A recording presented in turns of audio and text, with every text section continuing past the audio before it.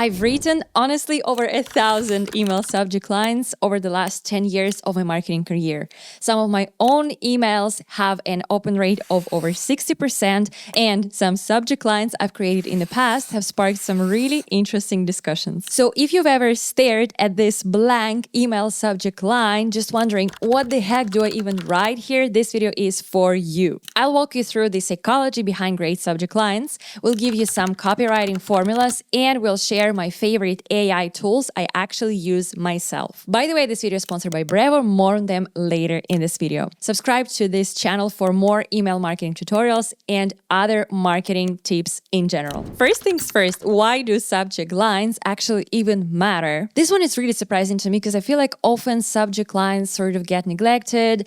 Anyone who creates a newsletter, they put all of their emphasis on the actual email body, but then the email subject line is something like, yeah, let's just wipe up something there real quick and hit that send button. But in fact, 47% of people actually open emails based on the subject lines alone. 69% of the people actually mark emails as spam based on the subject lines alone. Your subject line is probably the only way to get people to actually pay attention to your email, so you obviously have to pay a lot of attention to it. So let's talk about some general tips you have to keep in mind before crafting any email subject line. First of all, it's personalization. Your emails can be personalized, for example, by having their first name in the subject line, but more on that a little bit later. A study by Clanty actually found that emails with subject lines that did not have any personalization had an average open rate of only 16%.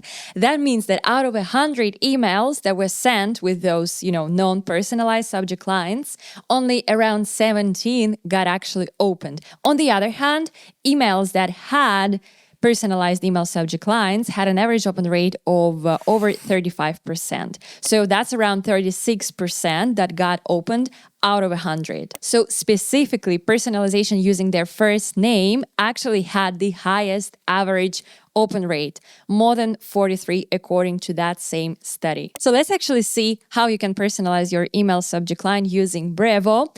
And let's just use the example of my own newsletter. So as you know, I've been running a weekly marketing newsletter for the audience of this channel. Remember to sign up. The link is in the description below. But as any marketer, I am a shoemaker without my own shoes. So actually in my own newsletter, I just realized that I have not personalized them yet, but it's actually fairly easy to do. So the first thing that we need to do is to actually add this field, which is their first name, to our email subscription form. And let's just head over to Brevo.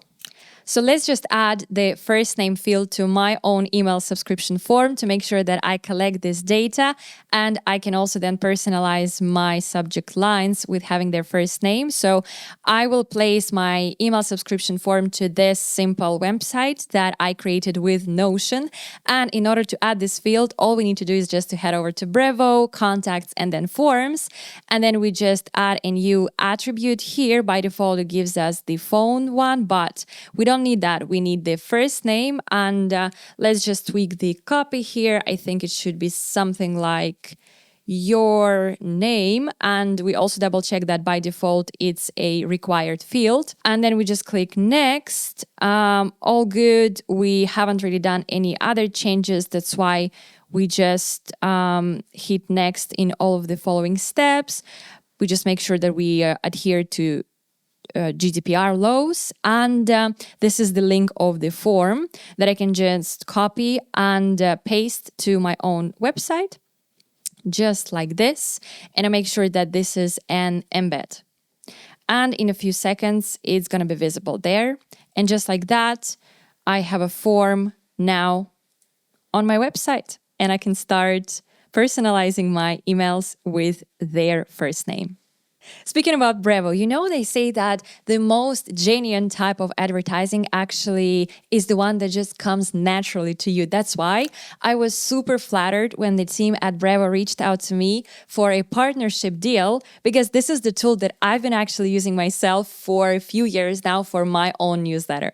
Basically, the reason why I love Brevo is that it has all the essential components for me to run a newsletter with no technical skills. I'm really a non-techie. I really love the ready-made templates that I can just populate with my own visuals and my own content. And of course, well, the pricing is actually super enticing. So in the free plan, you can get up to 300 emails per day. And of course, it includes all the other great features that they have, like their drag and drop editor, the personalization features, etc.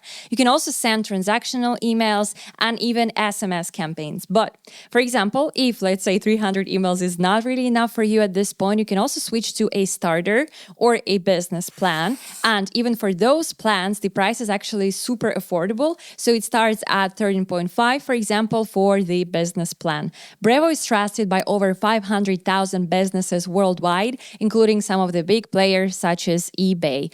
Get 50% off the starter and business plan for your first 3 months by using the link in the description below. Let's move on. Another thing you can incorporate in your subject lines is using emojis, but you gotta be using them wisely. I would say a maximum of 2 emojis per subject line. And still, this topic is a little bit controversial. There is a few different takes on whether emojis actually work in business emails. For example, out of the millions of cold email campaigns that the team at Lemlist analyzed, they discovered that emails with emojis get actually 13% fewer replies than emails without them. And at the same time, according to Clenty, for example, those emails that contained emojis in the subject lines had an average open rate of over 20%.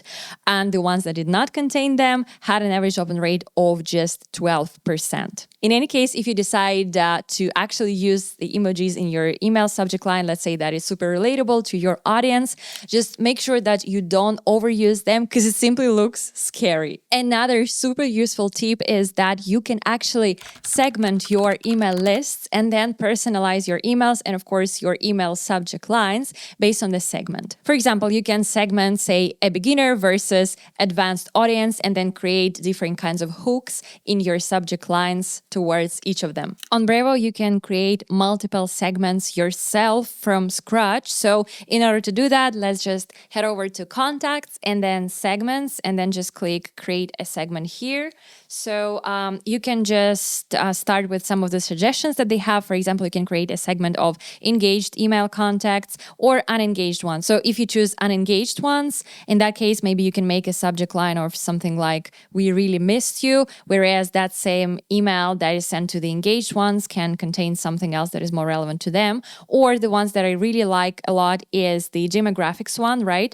So by using the data from their country code from the mobile phone number, Brevo can then attribute that to a specific country, and then you can use that for the personalization as well. For example, if you sell the same product to, let's say, the UK, Germany, and France, you can just create one email, but in your subject line, you can specify that this product is available in their country.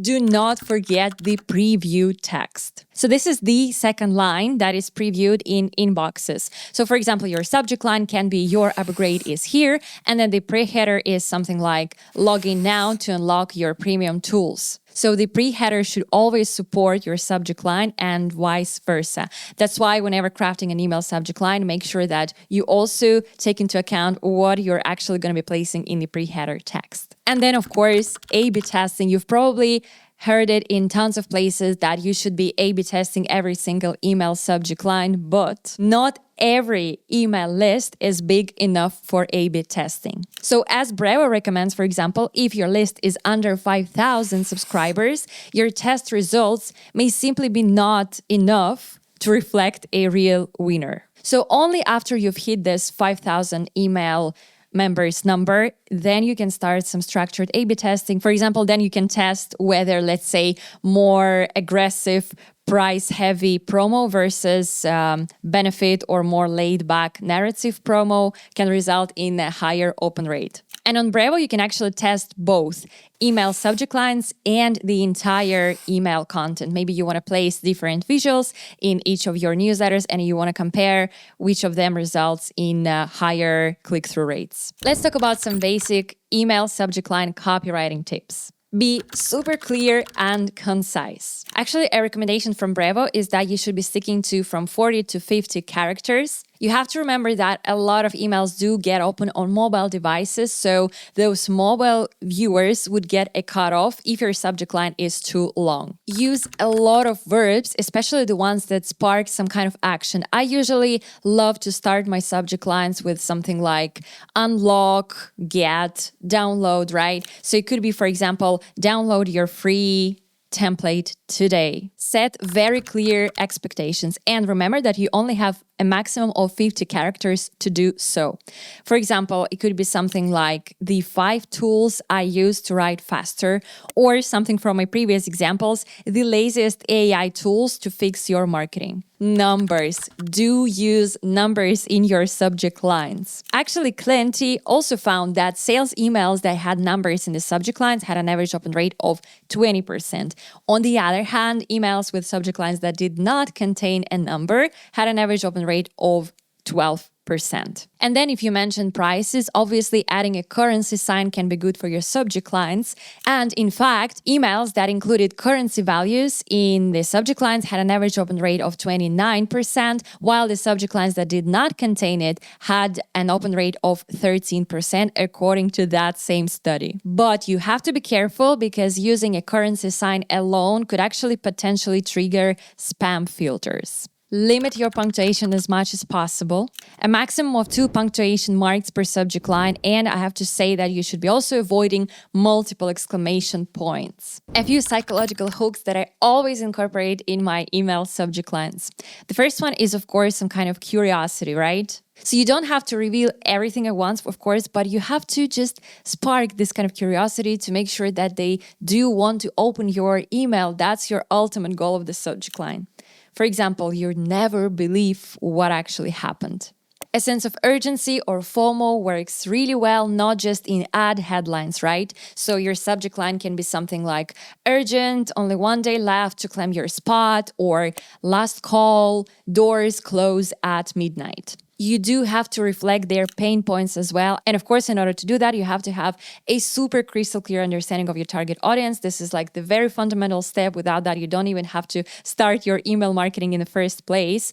In my case, because I know that the struggles of my audience is getting rejections from their marketing job interviews. So my email subject line can reflect something like tired of job rejections, humor. Trust me, it doesn't really matter what kind of industry, what kind of company you work for.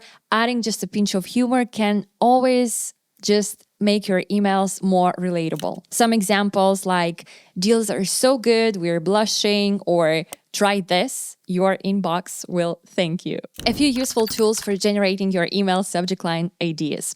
First of all, I don't really know if I really need to say this out loud, but whenever you join a new company, the first thing that you need to do is to sign up for the newsletters of all your competitors and also to the similar players, so not necessarily your direct competitors. In my case, I've been working now for a climate tech startup and the sustainability software industry is like super broad. So I just made sure to sign up to as many emails as possible to constantly get inspired and just collect some benchmarks.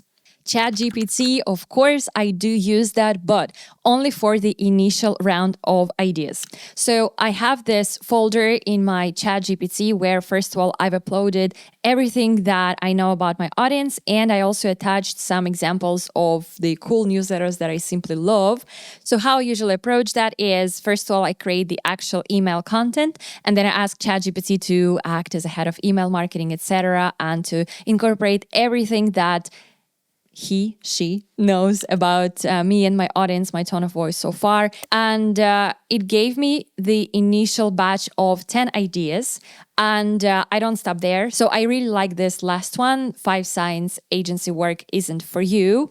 And then I take that one and I ask ChatGPT to improve that even further to make it even more relatable to my audience. And as a result, I get 5 agency red flags your career can't afford. I think this is quite a strong one, so I would go with this one. Headline Analyzer is another AI tool. With a free account, you can test a few of your email subject lines. You can also run that for your blog articles, I think for ad copy, for a lot of different things, but email subject line is something that is more relevant here. So let's just ask the tool to analyze my last email subject line, actually. So that was lazy AI tools to fix your marketing. And as a result, I think there is actually lots of room for improvement here. So the overall score is 55. Reallygoodemails.com. I will never get tired of promoting this tool, this library of emails in all of my videos. I think I've been doing that for years now. First of all, you can just go through emails from all possible industries, from the brands that you actually love, take a look at the subject lines, and just get some inspiration to get more creative for your next email subject line. And in case you want to know how to create your next newsletter literally from ground zero, even if you're a complete beginner, continue watching this next video somewhere there on my channel.